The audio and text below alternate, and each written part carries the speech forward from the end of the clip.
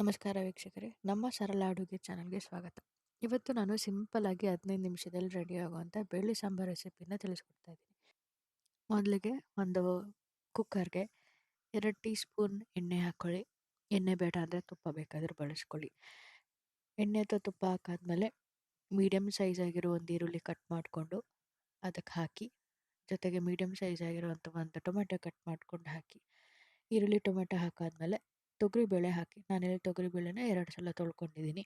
ತೊಳೆದಿರುವಂಥ ತೊಗರಿಬೇಳೆ ಹಾಕಾದ್ಮೇಲೆ ನಿಮಗೆ ಎಷ್ಟು ಪ್ರಮಾಣ ಬೇಕೋ ಅಷ್ಟು ಪ್ರಮಾಣದಲ್ಲಿ ನೀರು ಹಾಕಿ. ನೀರು ಬೇಳೆ ಎಲ್ಲ ಬೇಯುವಷ್ಟಿರಬೇಕು. ತುಂಬ ಕಡಿಮೆ ನೀರು ಹಾಕಿದ್ರೆ ಅದೆಲ್ಲ ಕೆಳಗೆ ಹಾಗೆ ಸೀದೋಗ್ಬಿಡುತ್ತೆ. ಸೊ, ನೀರು ನೋಡಿಕೊಂಡೇ ಹಾಕಿ. ನೀರು ಹಾಕಾದ್ಮೇಲೆ ಚಿಟಿಕೆಯಷ್ಟು ಅರಶಿನ, ಸ್ವಲ್ಪ ಉಪ್ಪು ಹಾಕ್ಬಿಟ್ಟು ಅದನ್ನು ಒಂದ್ಸಲ ಸೌಟಲ್ಲಿ ಮಿಕ್ಸ್ ಮಾಡಿ ಕುಕ್ಕರ್ ಮುಚ್ಚಳ ಮುಚ್ಚಿ. ಈಗ ನಾವು ಇದನ್ನು 2 ವಿಷಲ್ ಹೊಡೆಸ್ಕೊತಿದ್ವಿ. 2 ವಿಷಲ್ ಬಂದಾದ್ಮೇಲೆ ಅದು ತಣ್ಣಗಾಗೋದಕ್ಕೆ ಅಂತ ಎತ್ತಿಡಿ. ಇದು ತಣ್ಣಗೆಲ್ಲ ಆದ್ಮೇಲೆ ನಾವೀಗ ಬೇಳೆ ಬೇಯಿಸ್ಕೊಂಡಿರೋ ತಣ್ಣಗಾದ್ಮೇಲೆ ಅದಕ್ಕೆ ನಾವು ಒಗ್ಗರಣೆ ಹಾಕ್ಕೋಬೇಕಾಗುತ್ತೆ. ಸೊ, ಅದಕ್ಕೆ ಒಂದು ಪಾತ್ರೆಗೆ 2 ಟೀ ಸ್ಪೂನ್ ತುಪ್ಪ ಹಾಕಿ ಅಥವಾ ಎಣ್ಣೆ ಹಾಕ್ಬಿಟ್ಟು ಸ್ವಲ್ಪ ಸಾಸಿವೆ, ಸ್ವಲ್ಪ ಕರಿಬೇವು ಮತ್ತು ಜಜ್ಜಿಟ್ಕೊಂಡಿರುವಂಥ ಬೆಳ್ಳುಳ್ಳಿ ಹಾಕ್ಬಿಟ್ಟು ಒಂದು ಸ್ವಲ್ಪ ಜೀರಿಗೆ ಹಾಕಿ 2 ರಿಂದ 3 ಒಣಮೆಣಸಿನ್ಕಾಯಿ ಹಾಕಿ ಹಾಗೆ ಒಂದ್ಸಲ ಮಿಕ್ಸ್ ಮಾಡಿ.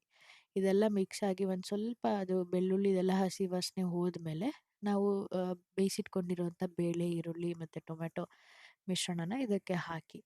ಎಲ್ಲ ಹಾಕಾದ್ಮೇಲೆ ನಿಮಗೆ ಸಾಂಬಾರಿಗೆ ಎಷ್ಟು ಬೇಕು ಪ್ರಮಾಣ ಅನ್ನೋದ್ರ ಮೇಲೆ ನೀವು ಸ್ವಲ್ಪ ನೀರು ಹಾಕ್ಕೊಳ್ಳಿ.